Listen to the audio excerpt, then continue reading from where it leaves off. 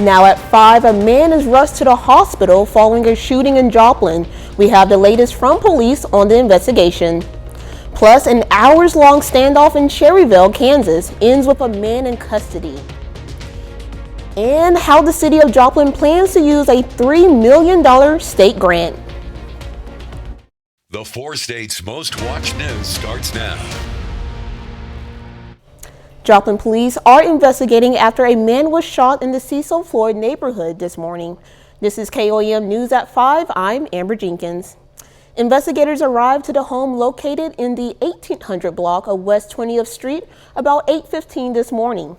Captain William Davis says officers found a man shot in the thigh. The victim was taken to the hospital for treatment. Police say the man is in stable condition. Authorities interviewed multiple people at the property. No word yet on a suspect. An hour-long standoff in Montgomery County ends this morning with a man in custody. Investigators have not released many details yet. We do know that Cherryville police and Montgomery County deputies responded to the area of 4th and Carson Street late last night. At the time, they asked residents to avoid the area if possible. The incident prompted Cherryville Thayer schools to cancel classes and events for the day. The city of Joplin receives a $3.5 million grant from the state of Missouri community for rejuvenation efforts.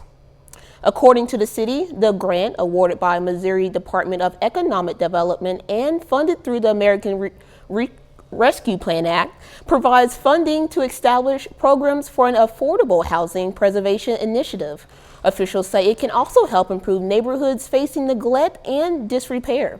The city of Joplin will have a total of $7 million committed to community rejuvenation with the city's ARPA match contribution.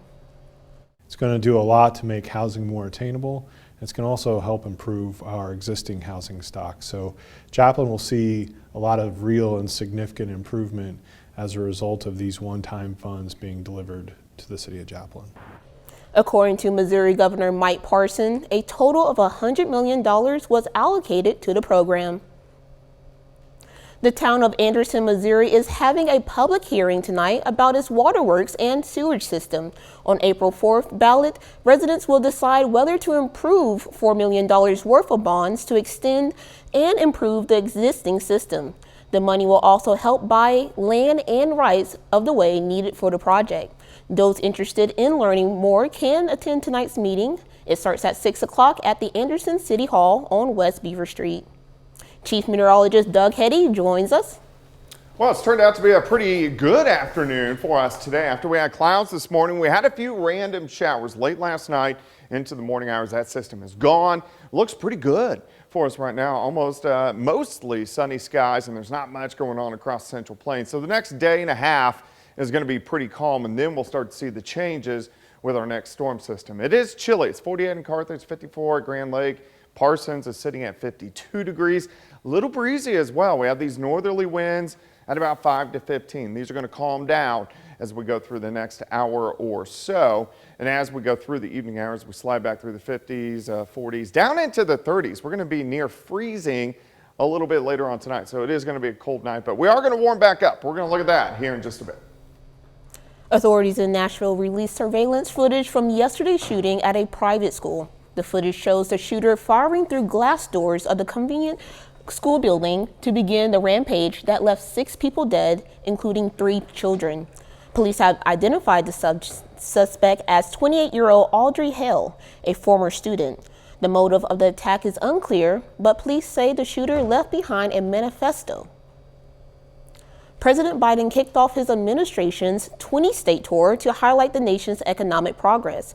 Today, he visited a semiconductor plant in North Carolina. But Republicans say when it comes to the economy, the president has been missing in action. Nicole D'Antonio reports from Washington. President Biden kicked off his administration's Investing in America tour at Wolf Speed, a semiconductor manufacturing plant in Durham, North Carolina. The company recently announced a $5 billion expansion that could create 1,800 jobs. This is the largest investment in manufacturing in the history of North Carolina. Over the next 3 weeks, senior Biden administration officials will visit 20 states to spotlight other U.S. manufacturing companies that are thriving. American products are being made here. We're growing the economy. And today I announced that since I took office, we've attracted, catch this, we've attracted $435 billion in private investment in American manufacturing. The president's tour comes as Republicans who now control the House are demanding he resume negotiations about possible cuts to government spending before they agree to raise the debt limit. House Speaker Kevin McCarthy sent a letter to the White House Tuesday requesting a meeting with the president to specifically discuss reducing non-defense government spending, reclaiming unspent COVID funds, and strengthening work requirements for certain benefit programs. Everybody's looking for workers, and yet the federal government is paying millions of people about $30,000 to $40,000 a year to sit at home. Makes absolutely no sense. In response to McCarthy's letter, the White House press secretary said the president welcomes a conversation about the nation's fiscal future, but lifting the debt ceiling is non-negotiable. Nicole D'Antonio, CBS News, the White House. Treasury Secretary Janet Yellen says her department is taking, quote, extraordinary measures to buy time for both sides to find a deal to avoid defaults on the nation's $31 trillion debt. Those measures will run out as possibly as early as June. Still ahead, helping your heart. The heart health benefits of losing weight, even if you can't keep it all off. I'm Jared Hill with the latest research. And next in Health Watch, on a sample of blood can help people identify PTSD. Topping today's Health Watch, a simple blood test could help identify individuals at risk for post-traumatic stress disorder and improve treatment and prevention.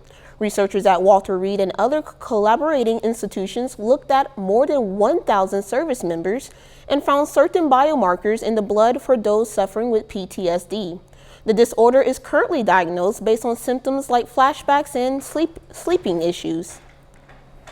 For the first time, European researchers have identified specific areas of the brain that are damaged by high blood pressure and linked to mental decline. Doctors hoped these findings could help predict which patients with high blood pressure will develop memory loss and dementia faster, and treat them with more intensive therapies. Shedding that extra weight may benefit your heart, even if you gain some of it back. Reporter Jared Hill has more. The heart health benefits of losing weight and making lifestyle changes may last even if the number on the scale creeps back up. A research review in Circulation Cardiovascular Quality and Outcomes looked at the combined results of 124 studies with more than 50,000 people. It found that participants who shed pounds through an intensive weight loss program had lower risk factors for cardiovascular disease and type 2 diabetes, registering lower blood pressure, cholesterol, and A1C levels. That's compared to people in a lower intensity behavioral program or no weight loss program at all. They found those lower risk factors lasted for at least 5 years after the program ended. Overweight and obesity contributed to 2.4 million deaths globally in 2020, according to the American Heart Association. Evidence suggests people can improve their cardiovascular health by following the AHA's Life's Essential 8 checklist. Eat better, be more active, quit tobacco, get healthy sleep, manage weight, and control cholesterol, blood sugar, and blood pressure. Researchers say even though people often regain some of the weight they lose, it's still worth it to try. They emphasize that losing weight is an effective way to reduce the risk of type 2 diabetes and cardiovascular disease. Jared Hill, CBS News, New York.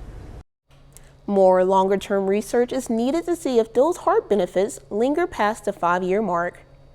Patients with eczema or allergic asthma may be at a greater risk for osteoarthritis. A study finding a nose for the rheumatic disease found individuals with both conditions were twice as likely to develop the painful joint condition.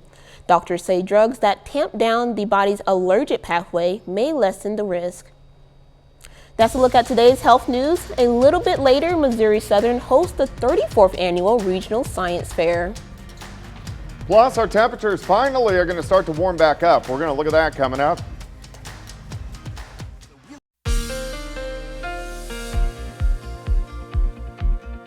Definitely a chilly day for us today. We had some clouds during the morning hours, random shower right around daybreak, and then we've broken out and really have mostly sunny skies. It looks pretty good out there. Nice shot of Indigo Sky Casino and Resort.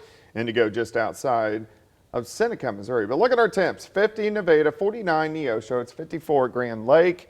We have 49 in Pittsburgh. So it's cool. We should be mid-60s for the end of March, heading into the beginning of April, but we are going to start to warm things back up as we go through the next couple days, which is going to be nice, but it looks great.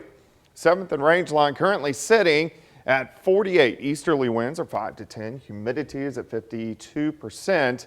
A little windy for us today, or breezy. We've had these northerly winds kind of 5 to 15. These are going to kind of back down as we go through the next couple hours, which is great news. All right, evening planner, if you're going to be out, near 50, slide through the 40s into the 30s. Kind of chilly tonight. Most of us are going to press right around freezing as we get into the overnight hours, but we look pretty good. Just a few mid and upper level clouds across the region. Most of us pretty clear. Here's the storm system that passed through last night. We have some thunderstorms down across northern parts of Florida. Besides that, most of the lower 48 looks pretty good until you find this storm system, and this is our next bigger guy, which is going to roll in Thursday night into Friday and change our weather up once again, but still about 48 hours away.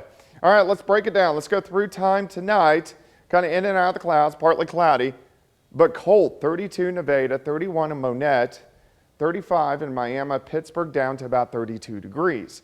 As we go through the daytime hours tomorrow, we warm, mid-50s. We get southerly winds, mid-50s by noon. And then most of us lower 60s, 63 in Anderson, Fort Scott, 62, Coffeyville, 66, Veneta checking in at about 64 degrees. Tomorrow night, not bad, not as chilly, only down into the mid-40s for overnight lows. We get a lot of clouds streaming in on Thursday, mainly dry, mid to upper 60s for highs, and then that next storm system will start to push in.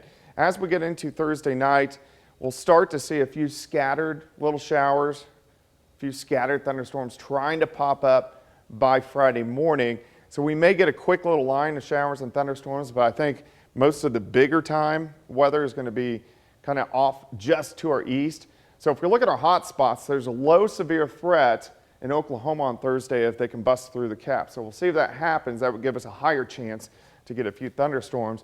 But once we go into Friday morning, we're going to have a very low risk for severe weather, but the much higher risk is going to be really from Chicago all the way down through parts of Arkansas. So this next event doesn't look like a high risk for severe weather for us, which is good, but it's early. It's still March. 60 for us tomorrow, 66 on Thursday. Morning thunderstorms Friday. I think the afternoon is going to be okay. High temp 73. A little bit cooler as we head into the weekend, but nice. Near 60 on Saturday, 74 on Sunday. So Sunday is going to be fantastic. Thunderstorms back in, much higher severe threat next Monday and Tuesday. It sounds good, but every time I think about putting up my winter clothes, the 4 states weather makes me bring them back out. Leave them out for a couple more weeks. Thank you, Doug. Missouri Southern today played host to some future scientists. The university hosted its annual regional science fair. It features high school and middle school students from more than a dozen counties in southwest Missouri and southeast Kansas. There were 64 projects in total, ranging from behavioral and social sciences to chemistry and astronomy. Research is hard, but it's all worth it in the end. You feel very accomplished, and I'm excited to continue with it throughout my life. I'm hoping to do individual research throughout college as well. Winners received medals and cash prizes and the opportunity to compete in bigger science fairs. Coming up, a Kansas-based meat packer is recalling tons of beef after a frightening discovery. Topping today's Consumer Watch, U.S. prosecutors today unveil a new indictment against Sam Bankman-Fried, accusing the founder of now bankrupt FTX cryptocurrency exchange of conspiring to bribe Chinese government officials with $40 million worth of payments. The new charge increases the pressure on the 31-year-old former billionaire, who had previously pleaded not guilty to the 8 counts over the collapse of FTX. Prosecutors say Bankman-Fried stole billions of dollars in customer funds to plug losses. A meat packer is voluntarily recalling 1.7 tons of boneless beef chuck after E. coli was found in a sample. The U.S. Department of Agriculture says the product was packed on February 16th by Kansas-based Elkhorn Valley Packing. It was shipped to retailers, restaurants, hotels, and distributors around about 9 states. There are no reports of people getting sick from it. People who brought the product are advised to throw it out or return it to where they brought it. A new report shows a boost in consumer confidence when it comes to the strength of the economy.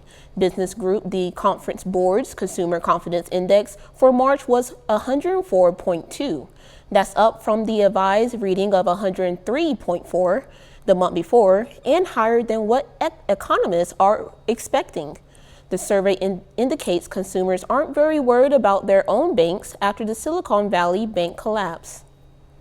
CBS will host this year's CMT Music Awards on Sunday, held for the first time in Austin, Texas.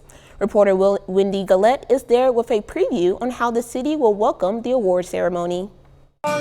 Austin resident and country Americana singer-songwriter Rob Baird performed this past weekend in his home city, known as the live music capital of the world. He moved here from Memphis in 2010. Austin's changed, I think, in a lot of ways, but also stayed the same. Like, obviously the Saxon Pub is still here.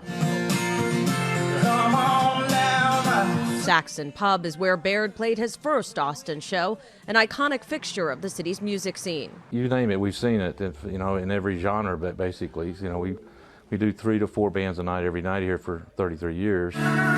Over at Anton's nightclub, open since 1975, blues rock guitarist Paul Val took the stage Saturday night as twirling dancers filled the floor at the Broken Spoke Honky Tonk, now almost 60 years old.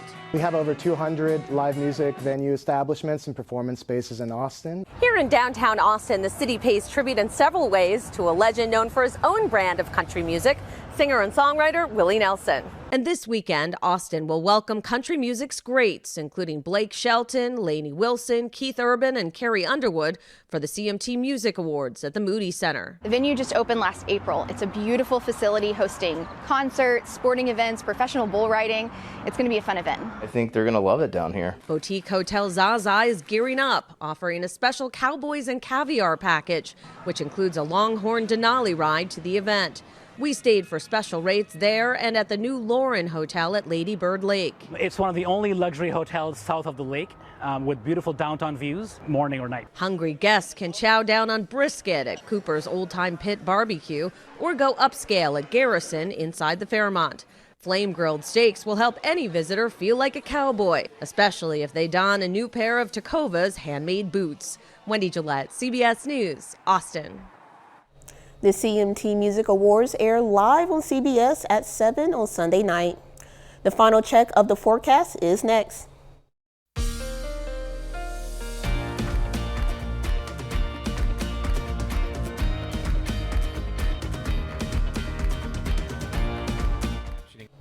Up next on the CBS Evening News, why there's so little research about the impact of concussions on women.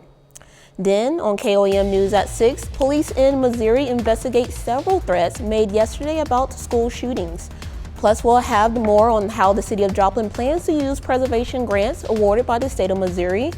And Pittsburgh High School honors its archery team for their performance at the state competition over the weekend. Stay with us for the CBS Evening News and then KOAM News at 6. What's going on with weather? Well, it's going to be cold tonight. We're going to drop back right around freezing, 32, 33 degrees, but warming up tomorrow. Plenty of sunshine, 60 for a high, 66 on Thursday. We are going to get a few thunderstorms in here Thursday night, mainly Friday morning. Some of these could be a little stronger. Not very concerned about this, and then we clear out just in time for the weekend. More thunderstorms next Monday and Tuesday. Thank you for joining us. The CBS Evening News is next. Of course, we'll be right back here for KOAM News at 6. We'll see you then. Let's make it a great evening.